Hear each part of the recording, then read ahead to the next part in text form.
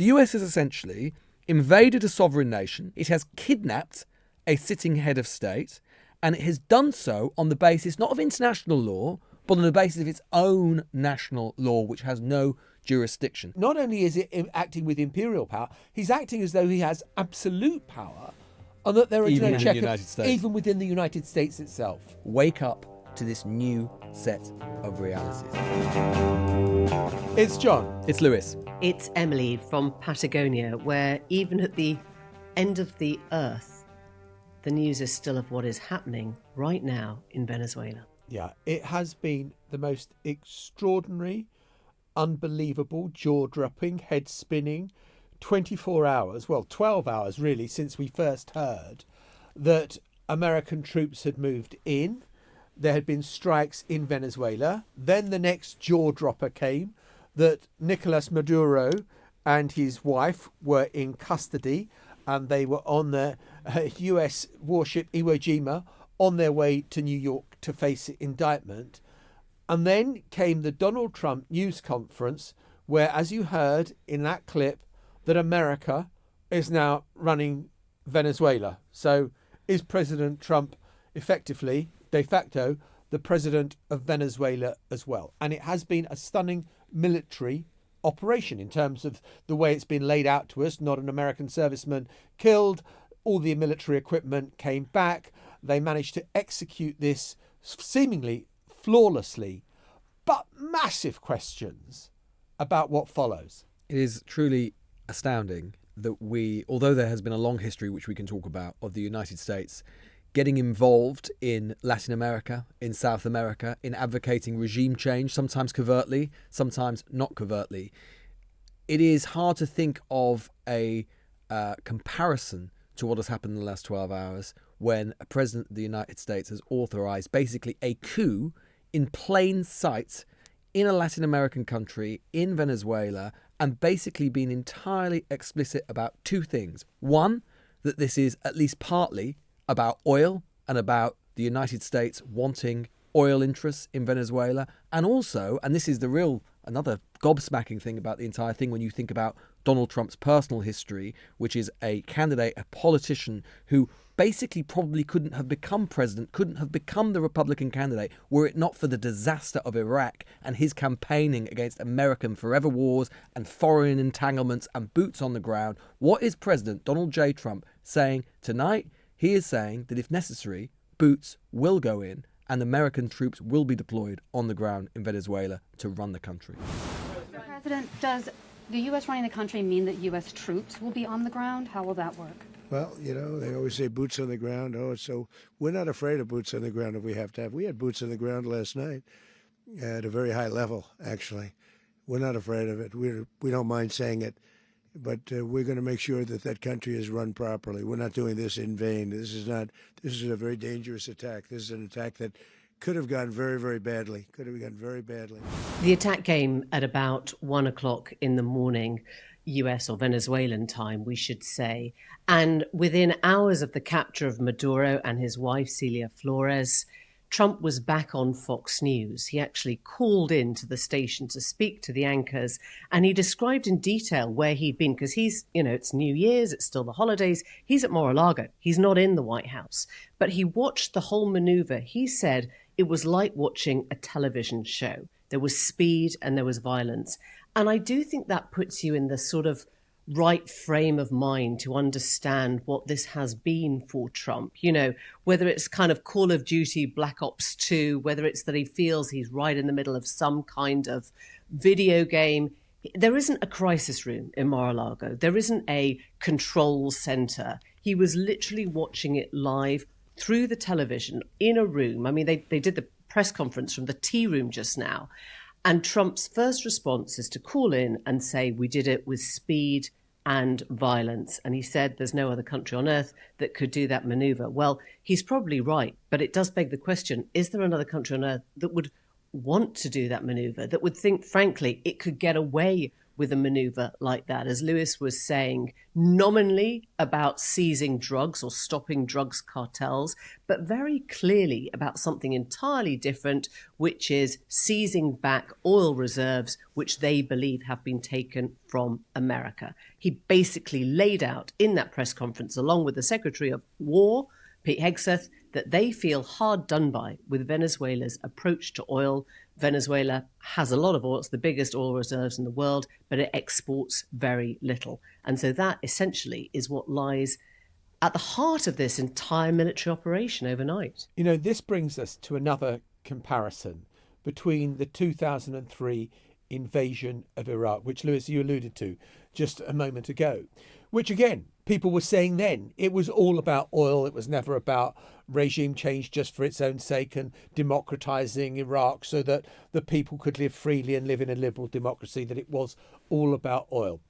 If it was, this is much more a black and white case of it all being about oil, despite the indictments about the use of cocaine.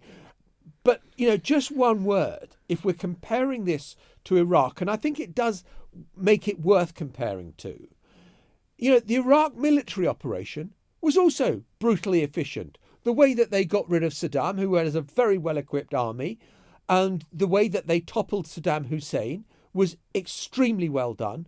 It's what came next that was disastrous. The running of the country, the debathification of the military, all the rest of it.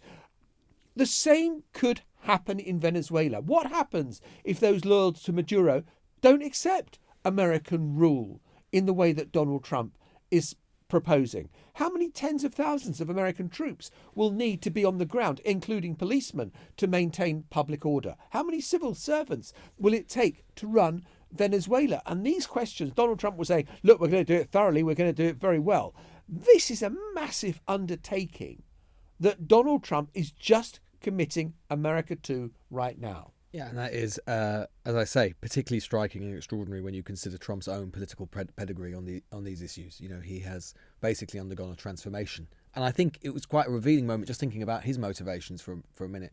I think it was quite a revealing moment in that press conference where he started to cite some of what he considers to be other extremely successful expeditions on a smaller scale than we've seen up to now. Whether it is action he's taken in Iran, violent action he's taken in Iran, whether it is stuff that he's done in Gaza, Afghanistan, elsewhere. This is a man, I think, who is increasingly convinced of his own abilities and his own strategic calls, and is, as we've discussed on the show before, looking for a legacy. I think it's worth just rewinding a little bit, because I think for a lot of people, although this has been going on for some months now, American military build-up in the southern Caribbean around Venezuela. For a lot of people, for a lot of you, it may well be the case that it comes as a complete surprise. And indeed, there's probably some justification for that, partly because, as we say, it is so unprecedented. Just to go back to exactly what in the past why Trump has got such beef with Maduro.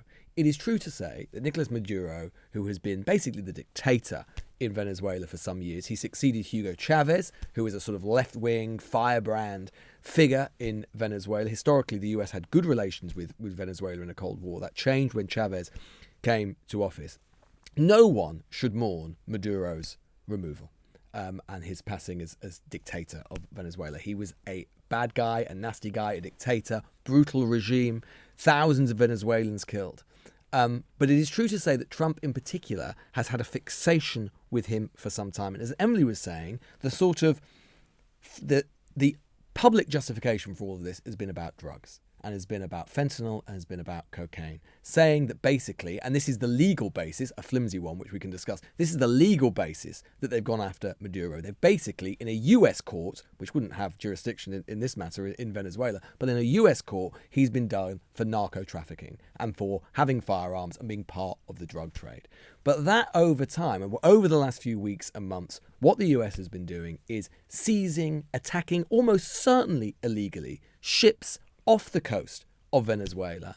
And the rest of the world has sort of responded. Certainly the West, European powers, have responded with a bit of a shrug of the shoulders and sort of gone, well, that's Trump's affair. But he has taken this up a notch now by not just bullying and trying to sort of suggest and trying to bully and force Maduro out, but by actually physically removing him from the country. And he is now on his way, presumably, to a New York jail. It is stunning. Yeah, and our listeners will remember that 2 months or so ago, the Nobel Peace Prize was awarded not, drumroll, to Donald Trump, but to the Venezuelan opposition leader, Maria Machado. Now, this came as, I think, quite a surprise to many who sort of thought that, there are a lot of opposition leaders around the world, but she had really been considered the rightful leader of Venezuela. Maduro, as we know, had basically screwed up the election, clung to power, wouldn't let her in. He was not democratically elected.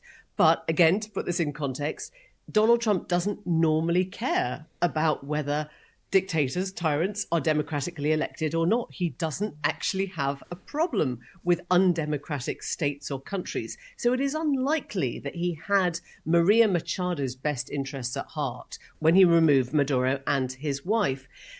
And yet the interesting question is now, does this then go to Maria Machado? Does she become the rightful inheritor? She won the election. Does she take over? Is she waiting in the wings? Now, she has, in the last couple of hours, sent her supporters notes, and she has made very clear that they have to prepare for power. They have to get ready. They have to do whatever it means to prepare for power. Then comes Donald Trump's press conference, where he makes absolutely clear that he is now in charge, that the row of men behind him are now running Venezuela. And when he was asked whether she would be a part of the new government or the sort of new regime or whatever you want to call it, he said, oh, she understands what we have to do. I mean, that is not a ringing endorsement of the opposition leader. And the other thing I just want to mention is where this all came from, because just 2 days ago, Maduro did an interview with a Spanish journalist where he was sitting in a car. It honestly looked like a sort of James Corden carpool karaoke scene where they're both sitting together in the front seat. And the Spanish journalist, whose name is Ignacio Romero, is interviewing Maduro. And Maduro says, look, I understand what Trump wants. He kind of wants to do a deal. He wants to do a deal on oil. He wants to have an agreement on drugs. I get that. I will help. I understand what's coming.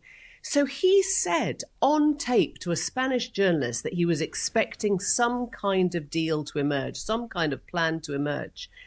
And yet suddenly, in the middle of the night, he's arrested, he's taken away, he's removed from the country, he's kept in custody with his wife, and he's now going to, fight charges of drug trafficking and all the rest of it. And so something doesn't add up here. Something does not add up between the story that Maduro is telling and the story that Trump is telling, because I don't know whether regime change came from something very fast happening and, I don't know, Marco Rubio pushing for something more than what Trump was going for, or whether there was some change that happened between that Maduro interview and what happened last night.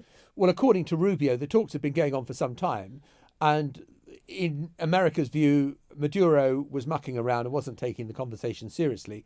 And so that is why they did what they did. Look, the build-up had been intense militarily. But going back to something else you were talking about, Emily, was about, Donald Trump saying the group's behind me and talking about how they were going to run the country. There was a book ages ago during the Nixon era calling about the imperial presidency. I've never heard anyone sounding so much like an emperor as Donald Trump was this evening when he was being asked about who was going to be running Venezuela. We're going to run the country until such time as we can do a safe, proper, and judicious transition. So we don't want to be involved with having somebody else get in, and we have the same situation that we had for the last long period of years. So we are going to run the country until such time as we can do a safe, proper, and judicious. John, I think you've summed it up perfectly. This was a display of imperial power. America has always wielded, like any great power, enormous power. And sometimes we can get too dewy-eyed about the so-called, rules-based order. The truth is, yeah, to some extent that existed after the Second World War, but the truth is great powers largely have tended to bend the rules and shape the rules. And do what they like. But... And you made an interesting comparison with the 2003 Iraq War. That also you could construe, and many people did, as an imperial adventure, also potentially, about, among other things, about oil and about American commercial interest in the Middle East. It is interesting that the change that has happened in that 20-year interregnum is that even George W. Bush, who was considered obviously extremely hawkish, the leader of this neoconservative movement in the United States, someone who didn't much care for kind of international order, the international order, multilateralism, whatever, he still, partly because Tony Blair was advising him to, he still went through the process of trying to obtain UN resolution, of saying this was legal because the UN previously had given him authorization to do so. Where's the UN today? There is no even conversation about the UN, right? Or the legal basis for this happening, right? Let's just get this straight. The US has essentially invaded a sovereign nation without United Nations permission or authorization. It has kidnapped a sitting head of state, and it has done so on the basis not of international law, but on the basis of its own national law, which has no jurisdiction. Now, as I say, you can make an argument to say maybe great powers have always behaved in this manner, but never so brazenly, never so openly, and never in such an openly imperial manner as Donald Trump was talking about there and saying basically they will decide. That's the other comparison with Iraq, is to say Bush was saying we'll have elections in Iraq and the Iraqis will decide who governs them. Trump wasn't saying that.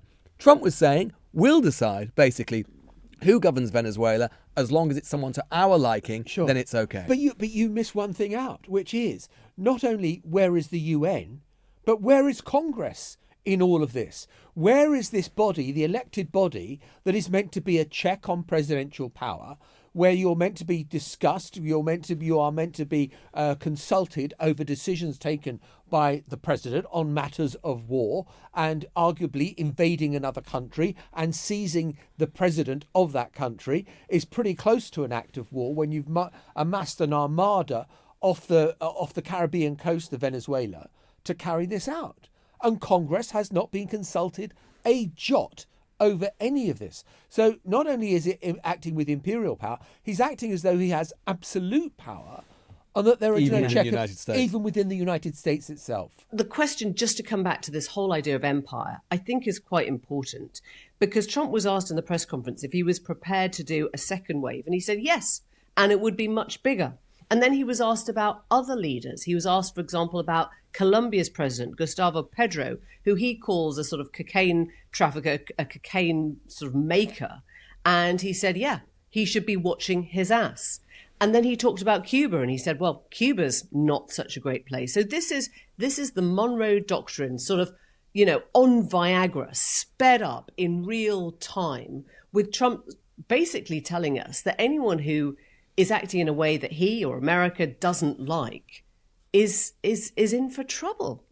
And if you go back to where Marco Rubio comes to all this from, which is, a son of a Cuban immigrant, hates the communism of Cuba, yes, maybe this is a Rubio doctrine, which is, I don't like these regimes. I don't like what these regimes are doing. I don't like Venezuela. I don't like Cuba.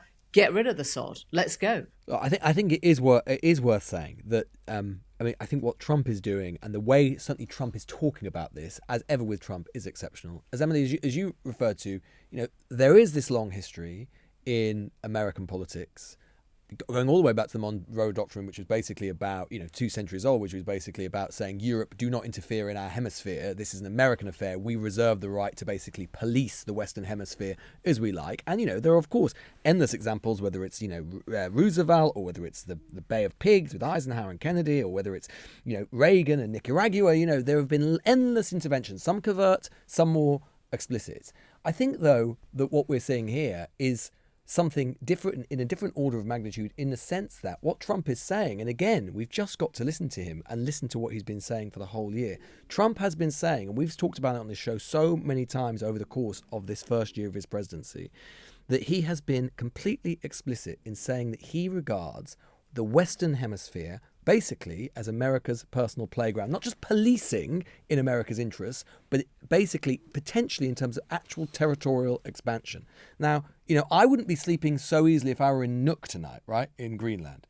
And the whole point of what is potentially, I think, I'm hoping at least, what this sort of reveals, at least to some extent, is that European leaders are going to finally have to, again, something we've been talking about a lot over the last year, wake up to this new set of realities, right? Because Donald Trump is clearly in the mood, is in expansionist mood, he's in imperial mood. He is not in the mood to be told that there are inhibitions on his power. And what he is doing is he is making America behave like all the other great powers of the world, whether it's China or whether it's Russia. He wants to do stuff because the poor will suffer what they must and because he is stronger than everybody else. And he is making that hard power. Hard power now is the only thing which matters in 2026. And Europe needs to wake up to those realities. Look, it can't be overemphasized that this is not about drugs, despite what the indictments of the Maduros says. It is about oil. And oil means that this has got huge geopolitical significance, what has unfolded in the past 12 hours. Because, Venezuela's biggest export market for oil is China. Russia is involved. Iran is involved. So all the countries where relations have been difficult and fraught are involved in this. And so they will be looking at what America has done in Venezuela with increasing concern. And they will be thinking, well, where does this leave our oil supplies? Will we be able to get as much oil from Venezuela as we were getting? Because we now know that Venezuela is going to be American run. Oil companies from America will be pouring in to invest in Venezuela now. This is our backyard. This is where we will have power. And it has consequences that will ricochet. In Iran, where they've got their own protests at the moment. In China, where, Donald Trump has been quite waspish in terms of trade deals.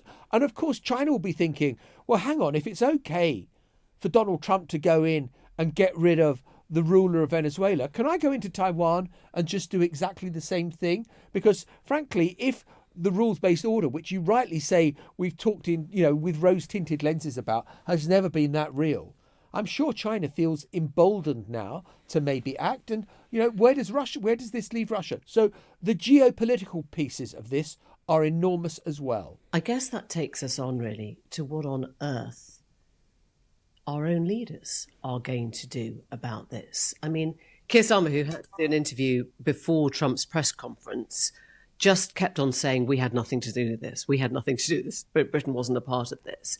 And then a sort of wait and see. Well, we don't know the facts. Well, we're going to hear from Trump later. I mean, if you cannot condemn, as you say, the kidnapping of another head of state, however deeply unpleasant they are, then what is your role?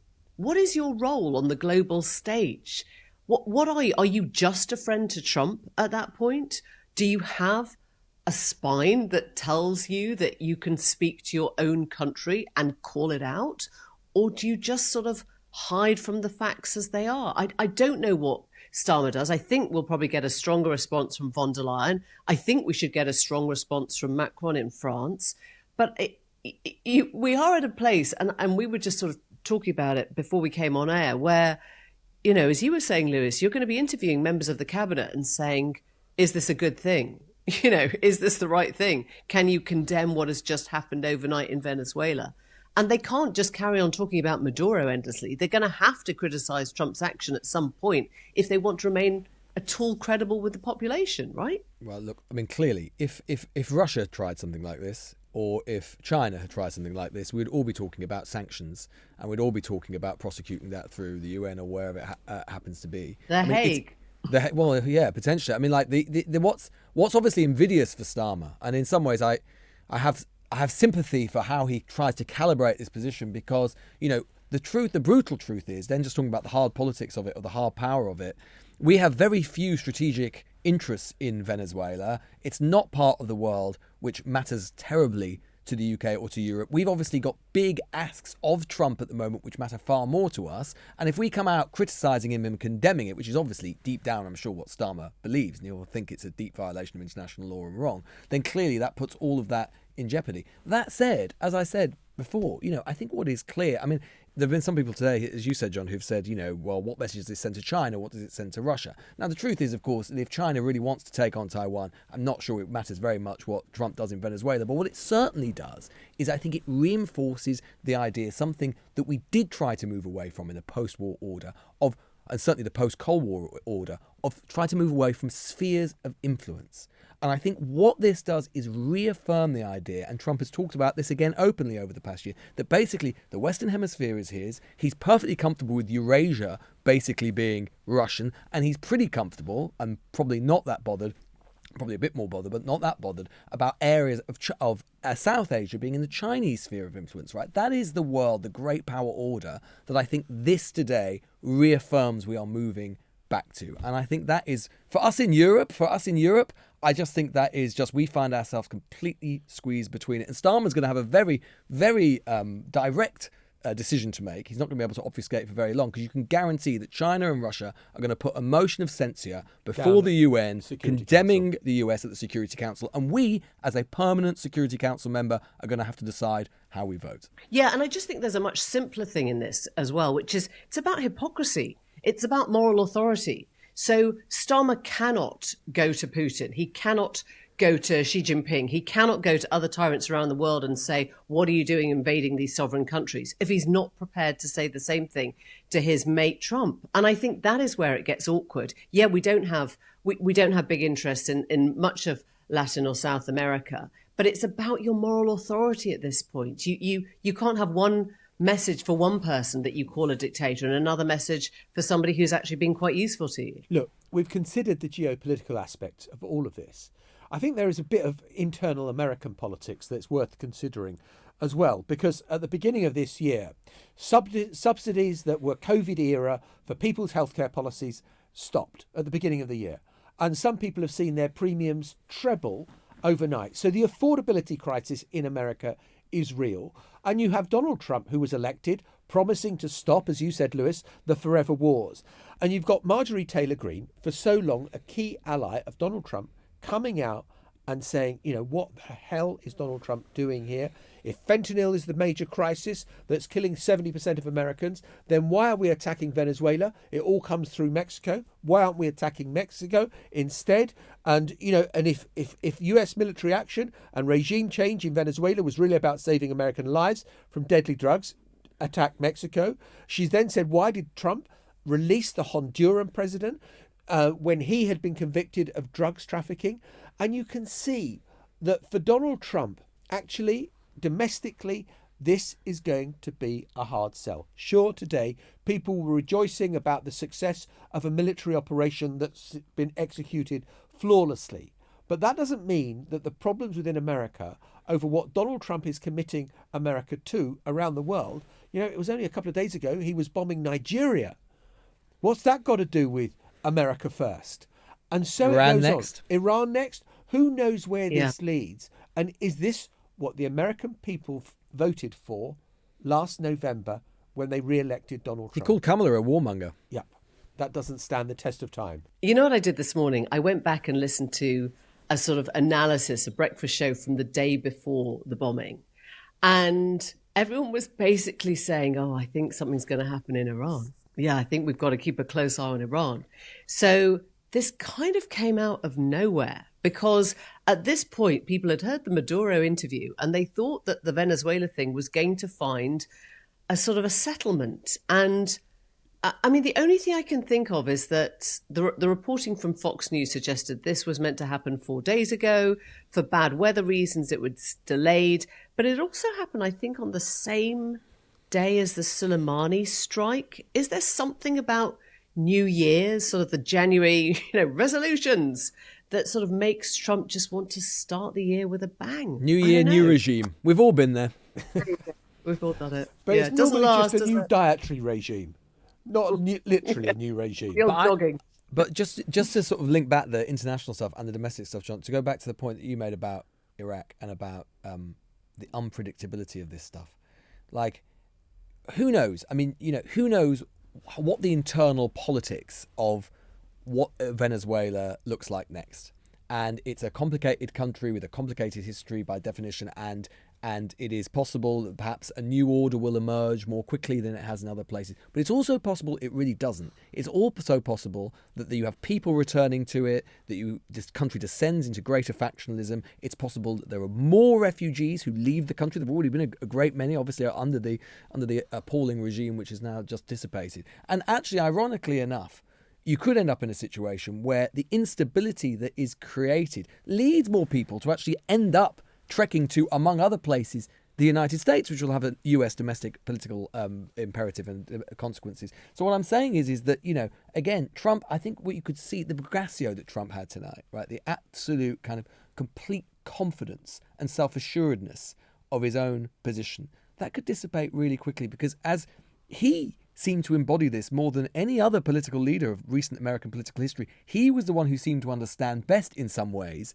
and indeed based some of his political appeal around the idea that he knew that once you start, it's very easy to start these things and you cannot know how they end up. And that is very much the position that he has put his administration in tonight. He has weighed so much political capital now on events in a country which is very far away from the United States and where the outcomes are completely inherently unknown. I don't think he cares about what the Venezuelan people do next. I think he cares about what Chevron, the American oil giant, does next, and he cares about the licenses for all those Venezuelan oil reserves that are, he thinks, now about to come into his hands. But he will care if the country collapses and you end up having huge migratory inflows ending up among other places going to the US. I tell you what, anyone who bought Chevron oil shares on Friday ought to be investigated, because, my God, they're going to shoot up on Monday when Wall Street reopens after the weekend break. Let's just end with a tweet.